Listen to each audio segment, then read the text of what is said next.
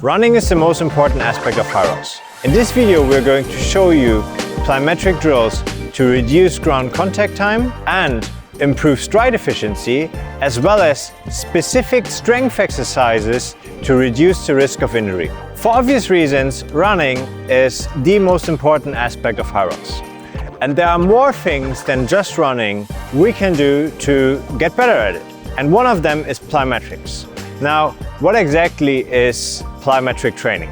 The idea of plyometric training is to improve the stiffness of the muscle tendon unit to have a more efficient energy return. And this is something that is very important for running. When we go through the gait cycle, we basically have a plyometric cycle with every single step that we do. And when we improve the efficiency of how our muscles and tendons work together, we get more efficient at running. That's why we would use these specific exercises. And then on top of that, we want to do some specific strength training where we don't necessarily work explosively, but more in a slow manner to build muscle and strength and control and stability in the joints and the muscles that we use during the gait cycle. Now let's get straight to work and start with the plyometric drills. The first exercise we're going to do is a so-called pogo jump.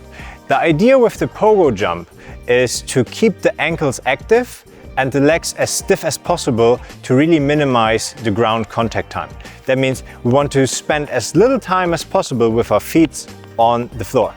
The pogo jump is something we would usually use to build into our training session. That means before we actually start the actual running session or maybe our lifting session. We would program this for something like 3 to 5 sets of 10 to 15 reps.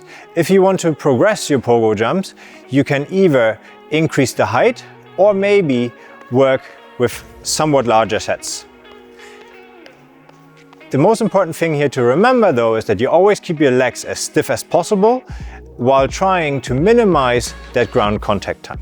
The next exercise is going to be a jumping lunge. The eccentric portion of the lunge is usually the most challenging. And by doing this exercise, we will teach our body how to yield and absorb the impact.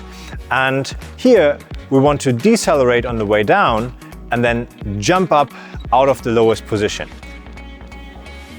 When progressing this exercise, we can work on two things. It's either speed, especially the speed on the way down, so we have higher forces that we have to absorb, or we can use weights, that means small dumbbells. Here we would only talk about weights from 5 to 10 kilos, where we would also increase the yielding demand of all the muscles of the lower leg to absorb the impact and stop ourselves before we accelerate back out of the bottom position. The next exercise is called A-skip. It's very running specific, and here we're going to emphasize the downstroke where our foot punches the floor to accelerate ourselves forward. This is something we would do at the start of a running session to really build sound and robust movement patterns where we move with speed and dynamic. As you could see, for the A-skip it's very important that we have a very short ground contact time as with the pogo jump, and then really emphasize hitting the floor as hard as possible with the knee we have put up previously. We will finish the plyometrics with another very specific running exercise again. This is also geared towards developing speed and explosiveness in your stride. We would call it bounding, and you can think of it as very emphasized fast running. As you could see here, we really overemphasize the running pattern. That means we want to aim for a forceful downward stroke as we did with the A-skips, but then put it more into forward motion with every single step. You wouldn't really run that way, but this really helps to build up all the muscles and especially the muscle tendon unit and improve the stiffness for a more efficient gait or running cycle. Let's continue with the strength exercises. As we said in the introduction, these really help you to build up the muscles that you would use during the gait cycle of the run, but also help you to prevent injury.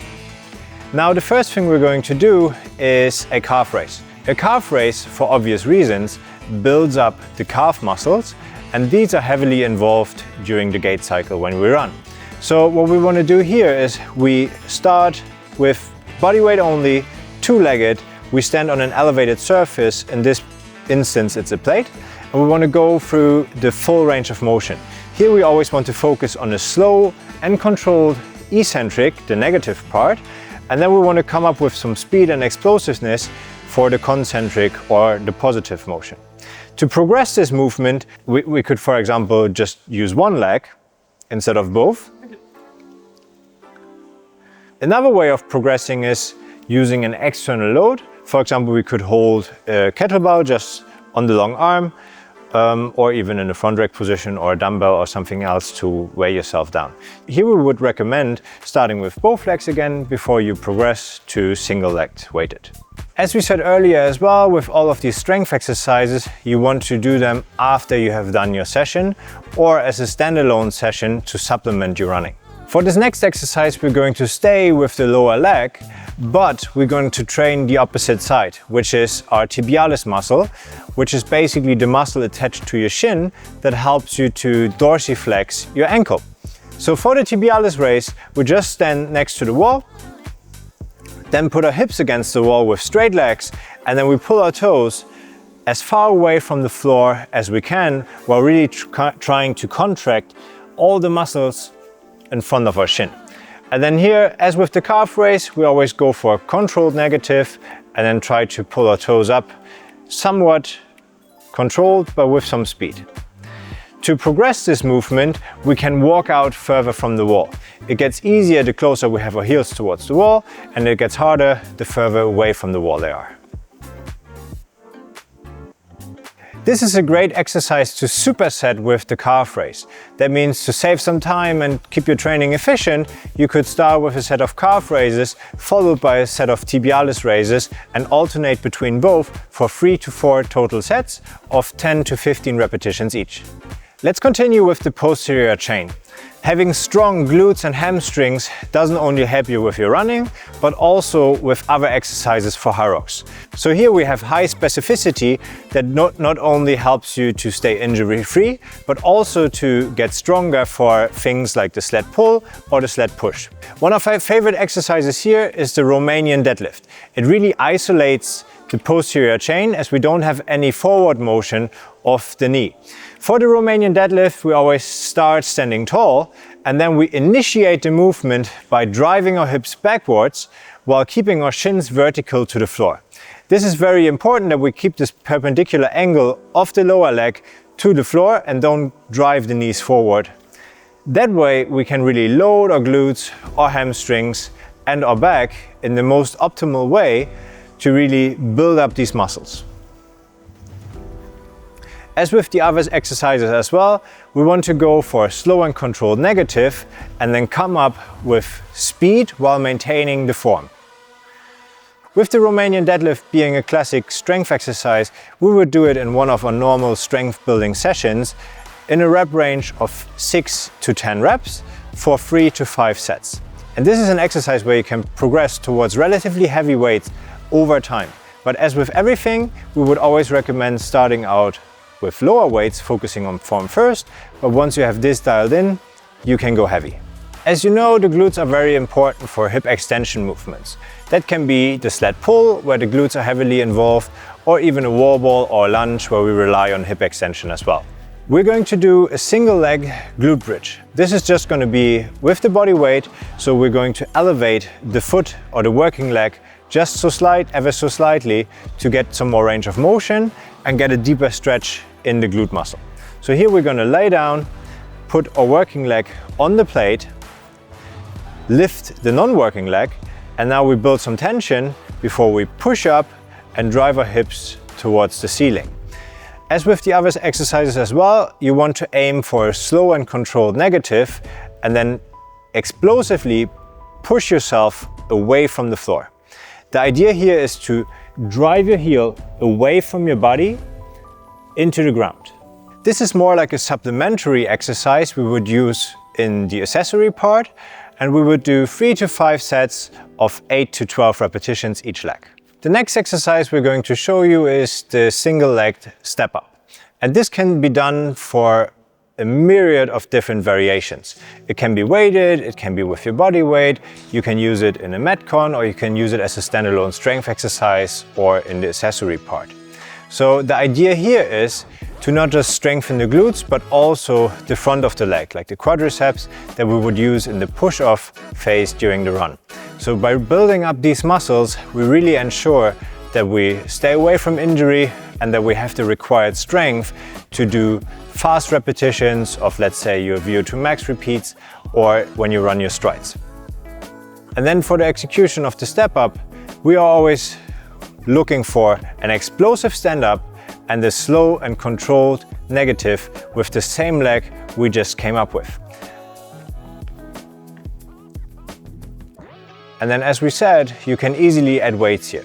This can be, for example, 2 dumbbells that you hold on a long arm.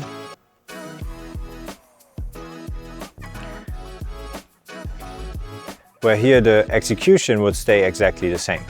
We would recommend that you experiment a bit to see what works the best for you. Maybe it's also a different loading distribution that gets you into a better position to achieve your desired goals. For example, a barbell behind the neck or a kettlebell in the front rack position.